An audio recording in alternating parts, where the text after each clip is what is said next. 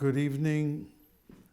We have Parshas Vayishlach, and as the Ramban says, this is the replica for how a Yid should deal with a Goy, and that if there were important decisions made as to how a community or a individual had to deal with a Goy, he should first say over the beginning of Parshas Vayishlach, and that has in the psukim the inherent energizing ability to imbue and instill and impart to the individual how to deal, and that it should come out successful. Now, the very first pasuk says, Vayishlach Yaakov Malochim Lefanav El Esav Achiv Artzo Seir Sedei Edom Im Lovan Garti Vo'echar Ad Oto. Rashi says that when he said that he lived with Lavan, Im Garti, which means I lived with, and he was there for 20 years, that he said, says Rashi, Taryag mitzvah shamarti, because the word garti and taryag are the same. If you transpose the letters in a different order, it's the same letters. That he sent a message that I was with Lavan, but I still kept the taryag mitzvahs. V'lo limadati mi maisav haroim, and I did not learn up from his bad maisim. Now, of course, obviously, Esav was not concerned about the Taryag mitzvahs. So what was Yaakov sending a message that, oh, Esav, we're going to meet shortly, and I want you to know that Itaka was with Lavan, but I kept the whole Taryag mitzvahs. And I didn't learn from his bad hanhaga. Because, I mean, as I said, Esav wasn't interested in whether he kept the mitzvahs or didn't keep the mitzvahs. So what was he saying here? So Mefarshim explained there must be 500 pshatim on this Rashi and this pasuk. But one of them is that a person could keep all the mitzvahs. That means if he has a checkbook, a book that he puts checks to did this, he could come out with all Taryag mitzvahs, even the mitzvahs hatluyim ba'oretz, let's say like Meiser and Truma. Living in America, people don't have Truma and don't have these things, but if you learn the psukim, it's ke'ilu hikriv oila. It's as if you actually did it and you get the schar for all 613. But unfortunately, many times somebody does all of the right things, but he missed the target because the flavor of what was supposed to encompass the mitzvah was not present. It was not wholeheartedly presented and done with the trimmings. It means we can have a diamond that we give to somebody and just hand them the diamond. But if we want to really enlighten and bring out the luster of the occasion, we put the diamond into a box with ribbons and with cover that it looks so tasteful and appetizing the way, even before you see the diamond. Just the wrappings and the presentation of all of the trimmings. So when we do mitzvahs, of course the person wants the basis, the mitzvah itself, to have the kiyum. But at the same token, we want that it should be a nachas ruach to HaKadosh Baruch Hu and bring out the best of not just the mitzvah, but the rotzon and the love and the yira and everything that is part of that packaging to bring it out and have its presentation at the highest level. Yaakov Avinu was saying, yes, it's true that I did the mitzvahs, but don't think that I became some super tzaddik or that I'm better than you, or because I didn't learn from the way that Lavan did his Averis. He did the Aver with such a geschmack, with such lust, with such zest, with such zeal. And I didn't learn from that zest and zeal to do that, my mitzvahs, with also zest and zeal. And that's what he was trying to bring out when he spoke to him. Now, we know that in this parsha that there was, at the very beginning, Yaakov Avinu prepared his children, his wives, his grandchildren to meet Esav. And he put in the front row the shvachos, the children of the maidservants of Bilhah and Zilpah. And then he put the next group in, and the last group was his most beloved, Yosef, Rachel and Yosef. It would seem a little bit unfair.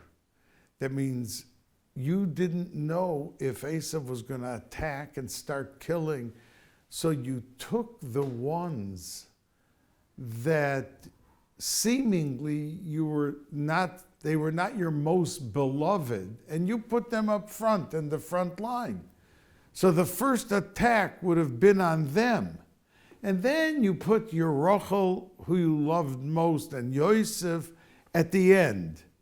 So it would have seemed that Yaakov Avinu, in a sense, tipped the scale against the less fortunate, or the ones who were the least beloved. But the Meforshim answer and say the exact opposite. That, as Chazal tell us, that the regular children of Rachel and Leah, let's say Leah's children, they condescended, they looked down at their brethren, their half-brethren, the brothers of the shvachos, the children of the shvachos, and they used to make comments to them. They were always making fun of them. They were like the second tier. So we know that there's a halacha of a rodef and a nirdaf, that if someone is running down the street after a person to kill them, the person being chased does not have to size up the situation. Is he really going to kill me? He doesn't have to wait to be killed. If he sees the person's coming with a knife or with a gun, and he's screaming, I want to catch up to you and I'm going to kill you, he doesn't have to wait. He can turn around and kill the rodef. Over here, the shvachos and the bnei shvachos had a din of nirdofim, because they were always being teased, they were always being put down, they were always being mocked at and made fun of, and they had a din of a nirduf. And the others were the roidfim. So Yaakov Avinu knew this, and the Meforshim say because they were nirdofim, they had the biggest chosim. Like it says that if somebody is brokenhearted, leiv nishbor v'nidke elokim lo sivzeh, that a person who's brokenhearted, HaKadosh Baruch Hu cuddles and takes their concerns and their feelings first in line. So the reason Yaakov Avinu put, let's say, Rachel and Yosef was not because they were their most beloved, because they were never made fun of and there was never a problem. So they didn't have a din of a roidev. but the Bnei Shvachos did. So Yaakov Avinu thought that they had the biggest chusim to withstand any attack of Esav. And that's why he put them first up front, to counterattack any possible attack of Esav.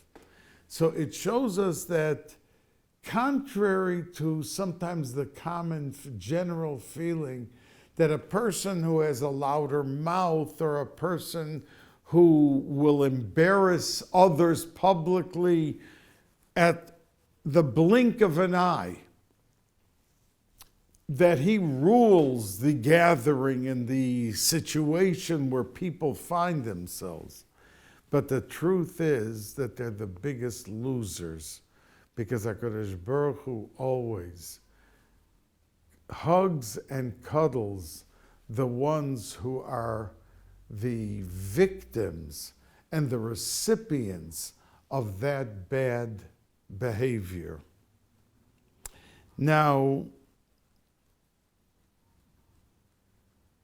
Yaakov Avinu said, "V'revach tosimu bein eder lo eder," that there should be a space between the groupings of the animals, that it should appear to Esav like there is an abundant more than what actually is there, like there was more might in the group of Yaakov than he thought there was. The Balaturim says that only two places in Kol HaTorah Kula, in Torah, Nevi'im, and Ksuvim, do we find the word Revach, only in two places. Over here in our Parsha, Parshas Vayishlach, that it says, V'revach tosimu bein eder lo eder, Revach. And then it says by Mordechai and Esther that Mordechai sent a message to Esther that if you're not going to cooperate and do what has to be done, Revach v'hatzola yamod la Yehuda mimokom acher va'at uveis avich tovedu. That if you do not stand up and take on the challenge of saving Klal Yisrael, Revach e Hatzola, Revach v'Hatzola, saving, Savior and Hatzola will come from another place. Hashem's going to save the people. The question, who is going to be Zoicha, to be the goodwill ambassador to save Klal Yisrael? So says the Balaturim that there are two places, those two places, that says the word Revach. And he says, why is it that, what do we learn and what was the message of the connection of those two words? That Yaakov Avinu said that make place between each groupings of animals. Don't just have them standing together. Separate them, that it should appear bigger. So he explains, and others on the Balaturim say, that what Yaakov Avinu wanted to say is that the spacing is like not to jump to conclusions of what will save Klal Yisrael or not. His Klal Yisrael, Yaakov Avinu, and Mordechai. And Mordechai learned that lesson from this Revach, says the Balaturim, that he understood that we could come in a position of wanting to fight. Now, it does say that Yaakov Avinu sent him a message that I am coming to meet you, and I'm bringing matanos, and I am davening to succeed in our meeting, but I'm also prepared for milchama, that if I have to fight, then that will be a third and final and last choice. But if I have to do that, I will do that also. And that spacing represents a calmness, a serenity, even in the moment of war. So Mordechai conveyed that message to Esther when he said, we're not going to suddenly become distraught and react out of fear that's going to cause commotion and murder and who knows what's going to happen here. But that same revach tasimu, a calmness and serenity that over there took place, will take place here also. And Meforshim say that it really sets the path of how to deal with Esav. That we have to realize that before the Geula Shalema, that in dealing with Goyim, we first have to appease and sometimes even bribe, not illegally, but with chanifa, with pacification, because that's part of the Golus. And until the Geula, we are indeed the recipients of all of that expulsion from countries and all of that scapegoating that the Jews feel and have. I mean, even in the current situation in Eretz Yisrael, that they let out one Jew from the Gaza, and for the one Jew that they let out, that we had to let out three. Why? Why not one against one?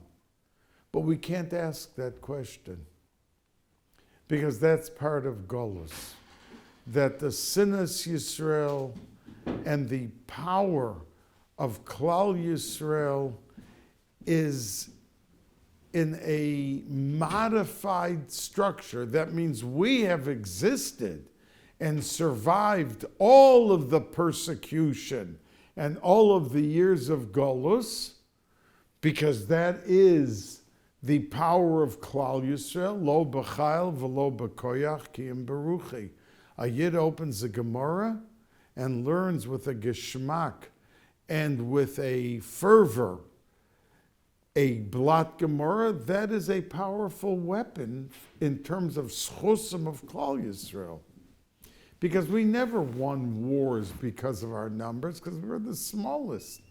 I mean, what are there, 7 or 8 billion people in the world, and we're 15 million?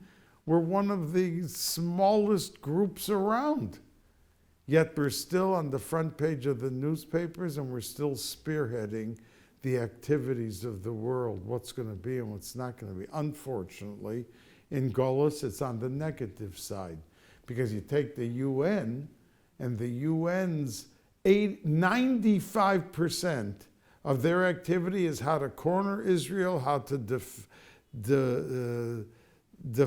Eretz Yisrael, how to put down Eretz Yisrael through various motions and votes in the UN. What are they so busy with? Probably the smallest basic group around.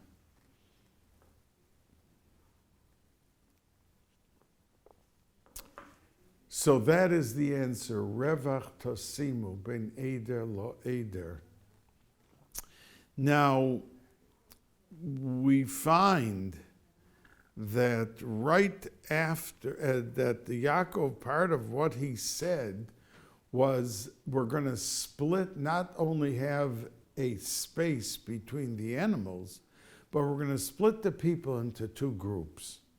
Because the pasuk says, "Im yavo Esav el hamachane ho'achas v'iko," he comes to one group, and he wipes it out. We're going v'hoya hamachane hanishor lefleta, that the remaining group will remain saved, salvation.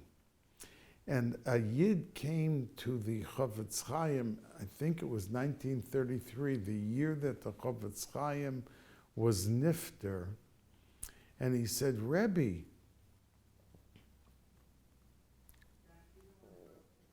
you see that Hitler is picking up his hand, he's gaining momentum, And he's becoming more and more, this was 1933, the year that the Chofetz Chaim was nifter. And it was just the beginning, but he saw what was happening. So the Chofetz Chaim heard what he said. He said, like, it's a sakana. Who knows what's going to happen to all of us? So the Chofetz Chaim answered and said from our Sedra, the words, this is what he answered him, Im yavo esev el hamachane ho'achas v'hikohu, that if one group of Klal Yisrael is destroyed, v'hoya hamachane hanishar lefleita, that, and his Talmidim explained to what they thought he meant was Eretz Yisrael, that there will always be an encampment and a group of Yidden who will survive and will continue the Shalshelas Hazov, that the golden chain of the existence of Klal Yisrael will be in a very glorified way, and he was referring to the Yishuv in Eretz Yisrael, which we see today, 80 years later, that Eretz Yisrael is in its fullest flourish since the Churban Beis HaMikdash. There were always Yidden living in Eretz Yisrael, but great poverty, and they were always being killed and attacked and other things. But today, it's a very solid grouping of Yidden, learning Torah, doing mitzvahs, doing chesed, and being able, and that's why the Eibush is a helping that with these Rishoyim, this Hamas, with all of their intentions, that they have in a certain sense the upper hand. I mean, look at the world. Just take a look at the fact that any other nation would say, you let all the hostages out first, and then we'll talk about a ceasefire.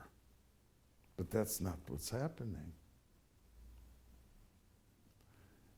And when the United States was attacked by the Japanese in Pearl Harbor, and the Japanese asked for a ceasefire, America said, absolutely not. We're at war. Look what you did to our 3,000 or 4,000 boys in the ocean, middle of the Pacific. So when Yaakov said that we'll have the second camping that will always exist, it was like a nevuah. It was a statement of Klal Yisrael that no matter how bad things would ever get at any time in any place, they will never, ever succeed in wiping us out. Now, we know that smack in the middle of our Sedra, after this encounter with Esav, and there was peace made between them, Esav started to go home to Har Seir, and Yaakov Avinu was on his way home, like Hashem had told him when he was in Lavan, go back to home. And it says that he went to Sukkos, and Vayiven lo bayis, he built himself a house, Ula mikneu, and for his cattle, asa Sukkos. Al kain kara shem hamakom hahu, Sukkos. Well, the main thing is not the Sukkos, it's the house. So they should have called the name of the place Bayis, not Sukkos. And the Torah Shulchan Aruch says that we know that Yaakov Avinu represents the essence of Sukkos because of this, because he made Sukkos for the cattle. When he says that Yitzchak Avinu is the representation of Shavuos, that's a very auspicious reason he gives, because of the shofar by the Akedah and by Har Sinai, and that was Yitzchak. That's a very lofty reason. And Avram, because of all of the chesed, because of the matzos that on Pesach, that he corresponds to Pesach. But the Torah says that Sukkot is because of these little huts that were built to protect from the sun and the rain the animals that he built. That's the reason that he is tied to the Yom Tov of Sukkot. Now, the Targum Yonasan ben Uziel says that Yaakov Avinu was not worried about the physical beauty of the apartment or the house that he had. When it says he built a house, and this is the Targum Yonasan ben Uziel, who was one of the greatest Tanoim that ever lived, he says the bias is talking about the Beis Medrash. He knew that a family that moves into an area, the first thing you have to worry about is where we're going to daven, where we're going to learn, where are we going to be for our ruchnias. And when it says bias, says the Targum Yonasan, he means a Beis Medrash. But ulamiknehu, which is gashmias, the ruchnias, the bias, that was first. But ulamiknehu asa sukkos, what is a sukkah? A sukkah is a very flimsy, temporary thing. That means the gashmias of the world, which is total temporary. Asa sukkos, he didn't build them a house. He built them some temporary thing. There was some protection for them from the sun, from the rain, but it was sukkos. And that message he gave over, that when you have a day in your life, that you have to set the priorities, put the bias first, put the Beis Medrash, put the shul, the minyan first. And then, ulamikneum, for all the gashmias, which restaurant you're going to go to, or what you're going to eat and this and that, don't dwell a half a day on that. We have to eat, we have to live, we have to be to a level comfortable, but it's secondary, it's sukkos. It's not the fortification of a house, a regular house, and that is why he called the place Sukkos, to carry the message to his grandchildren and great-grandchildren.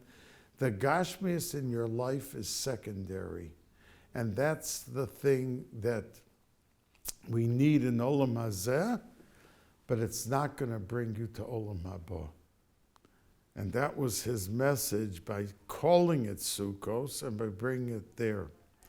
Now, after their encounter, Esav said, let's go together back. Let's travel together. And Yaakov Avinu answered and said, no, I think you should go at your own pace because I have children, you know that they move slowly. I'm going to go slowly with caution. It's going to take much longer. But the Mefarshim say when he said, Va'ani es nahalo le'iti, that I'm going to go slowly and cautiously, he didn't mean just the pace of the travel. He tied into the vort of before, Rebach Vatzola, the Mefarshim say almost the same thing, that a Yid in dealing with a Goy has to say, I'm going to go slow. Many times people sit in countries, we're not going to stand for this or that. We're not going to allow them to get away with this or that. We're going to stand up to them. And Tzaddikim and Hasidish Rebbeim and Rosh Yeshiva and Rabbanim always was against any type of uprising and demonstrations with violence. That's why they were against Meir Kahane. He was a beautiful Yid. And in Eretz Israel, they treated him like a first-class racist. They didn't let him be part of the Knesset even. But today, most of those people are saying Kahane was right. We can't live next door to people who, no matter what we do for them, there is such an embedded hatred for the Jew. We can't be with them. We can't live together with them.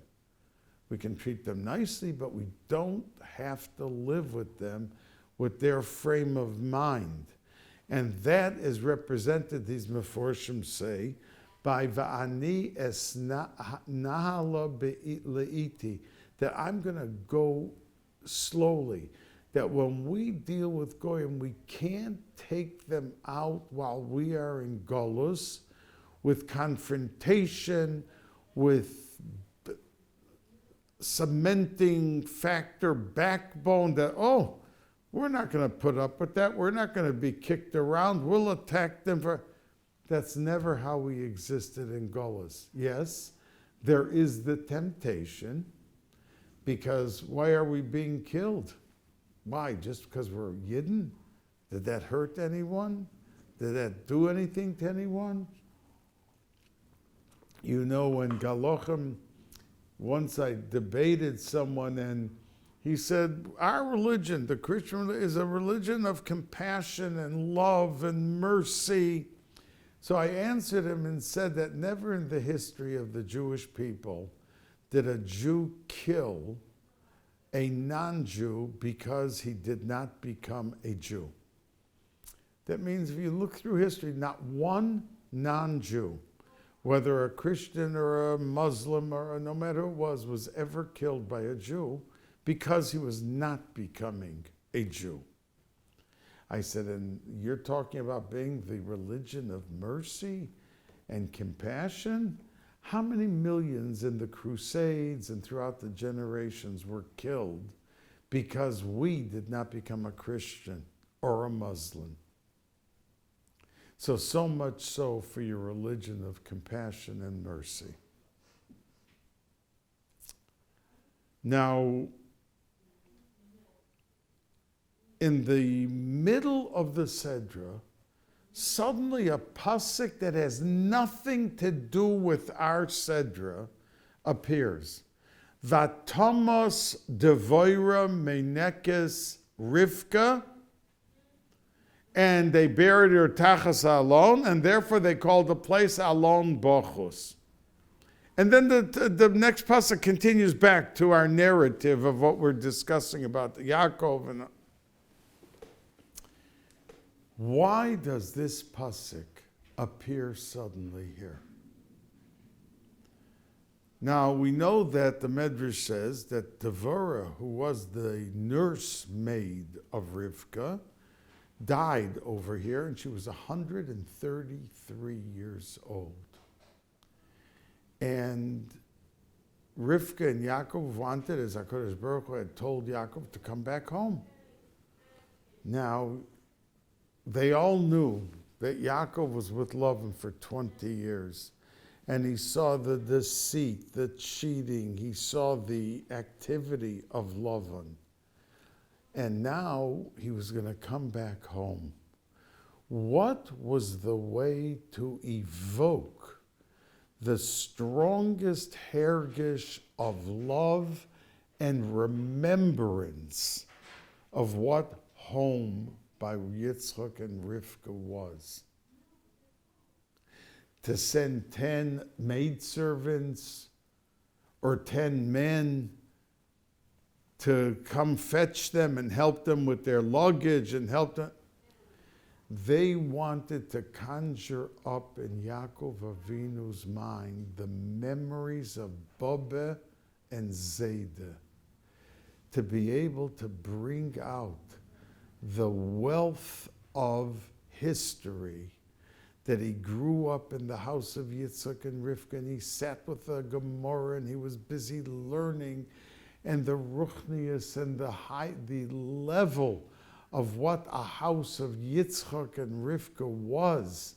And in Mekubalim, the Arizal says that the neshama of Adam and Chava went into Yitzchak and into Rivka. That's why by the Akedah, it says that the neshama of Yitzchak left him, and he went up for 2 years to live in Shemayim, and he got a different neshama at that point, and it was the neshama of Adam, a Gilgul of Adam Harishon. So anyway, though, the point being that the Torah brought back specifically at this point the fact that Rivka came, and while she was there, forever, whatever time, for a few days, for a few weeks, in the middle of it, she died. But why was she sent? And why do we say it now? Because Yaakov Avinu was on his way back home, and they wanted Yitzchak and Rivka to warm up the mind and the heart of Yaakov Avinu. And there was no better way, because everyone knows that no matter who the Baba and the Zayda are, let's say the Zayda is not the biggest Talmud Chacham, but he's a Yid that gets up and he never misses a minyan, and in his shul they learn Mishnayos, or they learn Agadita before davening or after davening. So he's a simple Yid, but he davens and learns, and he's a beautiful Yid.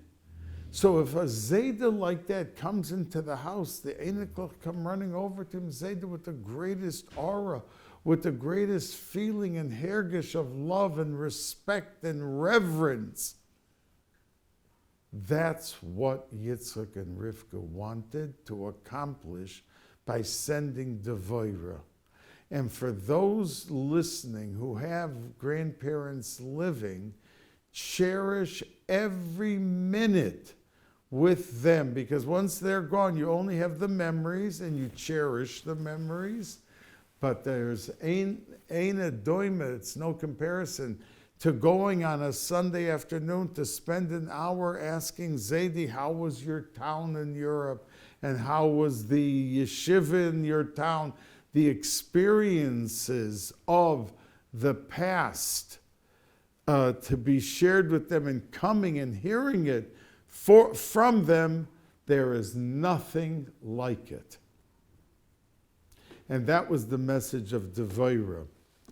Now, we know that the parsha of the Gid Hanosha, Yaakov Avinu went back. He remembered that he left over some little jugs, and he went back over the river, and he went himself. From that, the Gemara says that you see a person should never at night, especially a Talmud Chacham, should not go out yechidi balayla, alone at night. Because the Yetzer Hara could stand up for attack.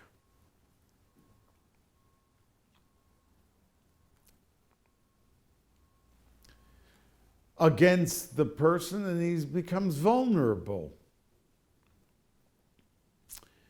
And he went back to get the jugs, and we know that one of the main reasons was one jug was the oil of Hanukkah. Remember, we're coming up to Hanukkah in 2 weeks, and they had the tremendous miracle, and they found the jug of shemen, and they lit it, and it lasted for 8 days. And we know that that jug of shemen that had the chasima of the Kohen Gadol was in the insignia of Yaakov Avinu, who had a din of Kohen Gadol, and so did Yitzchak, and so did Avram. That's how they were able to go up to the Makom HaMikdash for the Arcade. How were they allowed to step there? They were not allowed to step there if they were not a Kohen or Kohen Gadol, but they had the halacha, and he signed it. And that Pach Shel Shemen was what he forgot, so he knew that Klal Yisrael in 1700 years is going to need it. And he went back to get it.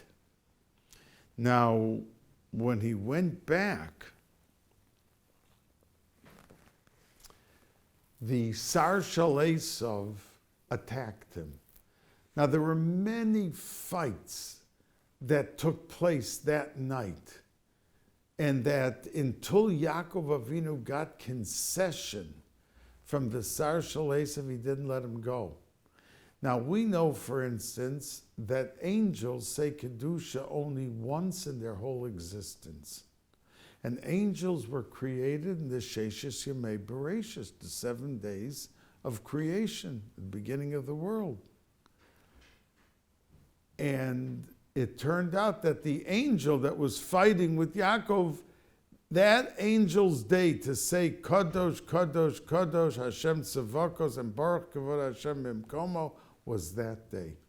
And the angel said, Shalcheni, ki Allah hashachar, let me go, because I have to go back up. It's my day. I waited 2,100 years from the beginning of creation to today to say my Kedusha. And that's a lesson to all of us, because to Klal Yisrael, we have twice a day, Shachris and Mincha, the ability to say Kedusha. And it's every single day, not once in our lives, but every day of our lives. And to cherish it and to love it and to jump to the opportunity of saying the Kedusha. And the V'kora Ze'el Zevi Omar really corresponds to what we are saying, and they take the Rishus to say what they say from Oifanim to Malachim to Seraphim and Oifani HaKodesh, all these different types of great angels, but it starts with Klal Yisrael down here. That's how big Klal Yisrael is, and we should never forget that opportunity and to cherish the opportunity. Now, that was one thing. Another thing, the fight over Elul. Who was going to have the hashpah? Because Yaakov Avinu grabbed the first 3 months, Nisan, Iyar, Sivan, because he knew that he had to have the hashpah to have Pesach Sheni, and to have Shavuos. And then, as soon as he did that, Esav grabbed Tammuz, Av, and Elul. Now, Tammuz and Av, that's the reason we had the Churban Beis HaMikdash. We had all these things, the bag, the Egel, everything in those months, Tammuz and Av. But Elul, Yaakov Avinu knew that Klal Yisrael cannot allow Esav to be in control and mashpia over Elul. We come into Rosh Hashanah and Yom Kippur, you need an Elul before. And that was part of his fight. And the Arizal explains how we in davening thank every day HaKadosh Baruch Hu on the words Aromimcha Hashem Kidi Lisani, how that's referring to that Elul that Yaakov Avinu won back over to be the mashpia and in control of everything that goes on for Chodesh Elul. So that was part of the fights that was taking place. The Yaakov Avinu had to make sure, and he succeeded, and he sent them away. But before he sent them away, he asked the Malach, what is your name? Hagido li shemecha. And the Malach answered, Lama zeh tishal lishmi. What are you asking me? My name. Because he wasn't avoiding answering. He said, I'm only an illusion. I'm the Yetzer Hara. When I'm going to succeed and get someone to do the Avera, so he's going to enjoy it for the 3 minutes, the 5 minutes. After that, it's downward. He feels bad. He feels there was really nothing to it, and it was nothing that he accomplished by doing the Avera. So, Lama zeh tishal lishmi, I appear in different formats. So you can't pin me down and identify me by what my essence is, because I have no essence. That sometimes I appear like a frum yid, and I engage a Talmud Chacham in discussion, and then I lure him into 15 minutes of Lashon Hara. And he thought I was a frum erlich, a long beard, so he engaged with me. Had he seen me as the Russia, he never would have talked to me. But sometimes I come as a Russia. I come as communism. I come as socialism. I come as fascism. I come as all the other forms of the isms. So you can't pinpoint me by a name identifies the essence of a person, like it says in Sefer Bereshis and Parshas Bereshis, all the Mekubalim, that when Adam called a name for an animal or whatever he referred to, it wasn't just picking a name, Jimmy or Isidore or Alexander. He was looking at the animal and defining the essence of the ruchnius of that animal by what he was calling the animal. But when Yaakov Avinu wanted to know the essence, he said, I'm just fluff and bluff. I'm only an illusion. I'm the Yetzer Hara. So you can't ask me my name. So we have to know that we have to sometimes be on guard when we sometimes confront a situation and we can have blinders on and not clearly see and define the moment that we're challenged with.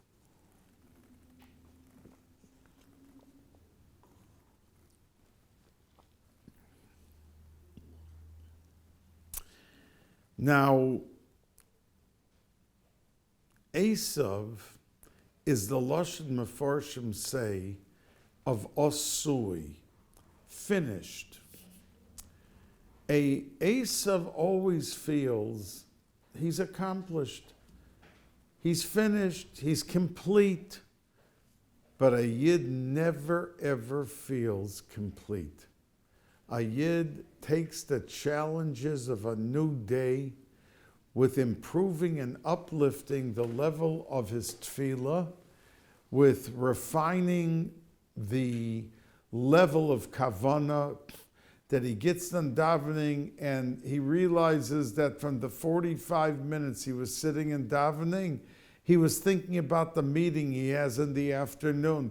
He was saying the words, but it didn't go in anywhere to his heart or to his moyach, because he was busy thinking about the meeting in the afternoon. So a person can do that for 10 years, for 20 years, for 50 years. So at one point does he stop and say, Tefillah is the biggest gift that I'm given from Shamayim to communicate on a daily basis with HaKadosh Baruch Hu. When do I bring up the essence of that level to where it should be? And that's the difference between Esav that the Mefarshim say, that it's called Esav because it's also, he's complete. He never feels he has to improve, he has to grow, he has to develop, he has to do better with his talents that he was given instead of just wasting the talents and wasting the ability. But he has to grow with it each and every day.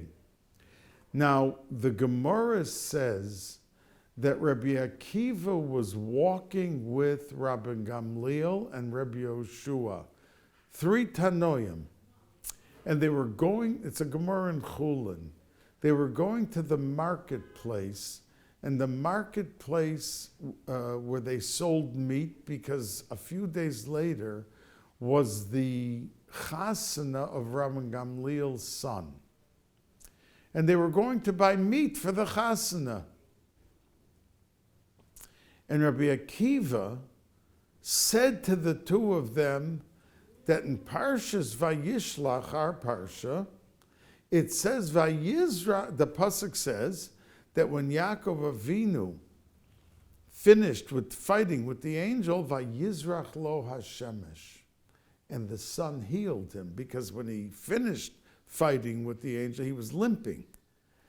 And that's why we don't eat Gid Hanosha, because that's the area of the thigh that he was affected and harmed. And we don't eat from there to this day. It's a chi of chorus, chas v'sholom.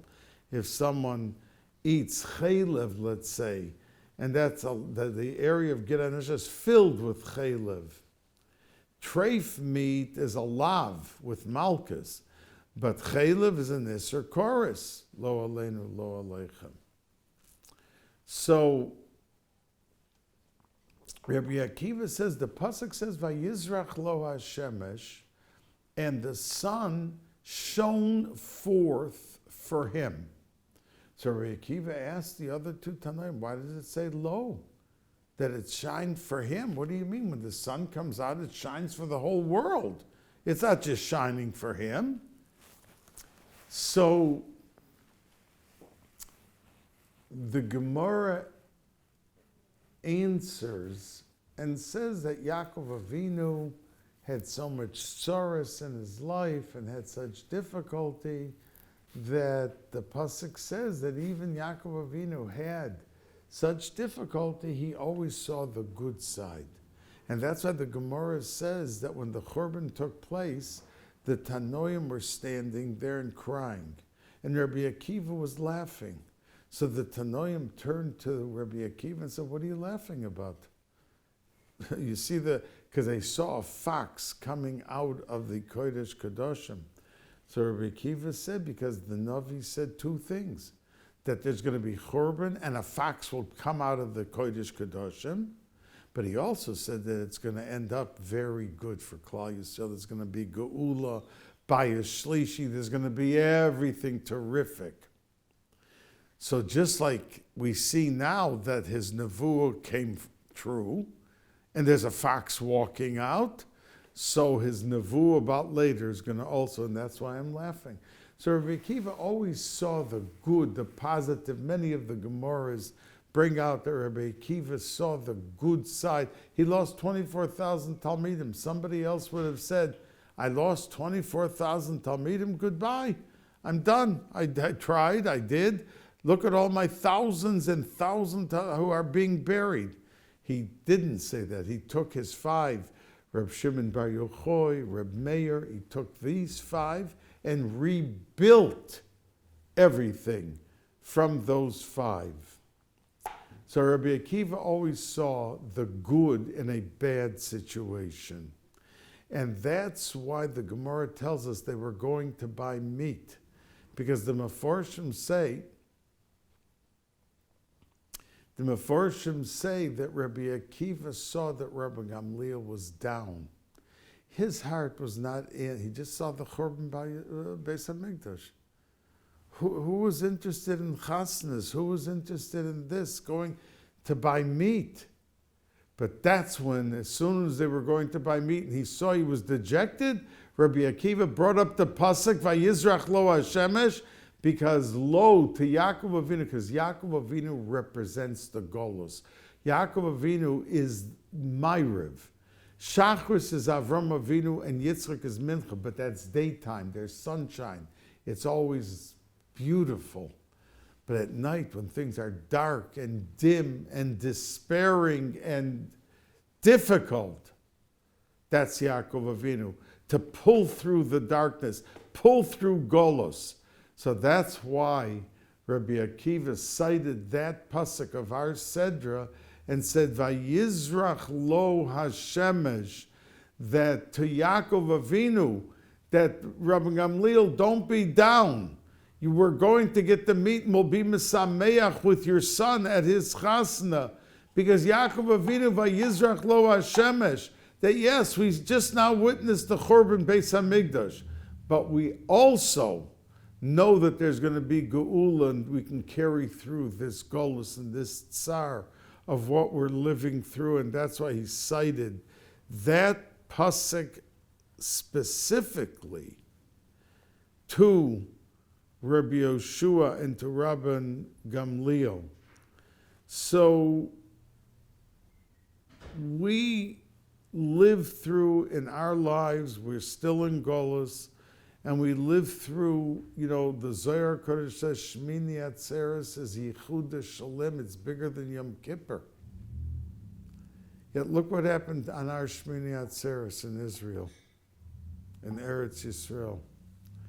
But as difficult as it is, and as hard as it is to accept or to acknowledge, we have to fortify our emunah.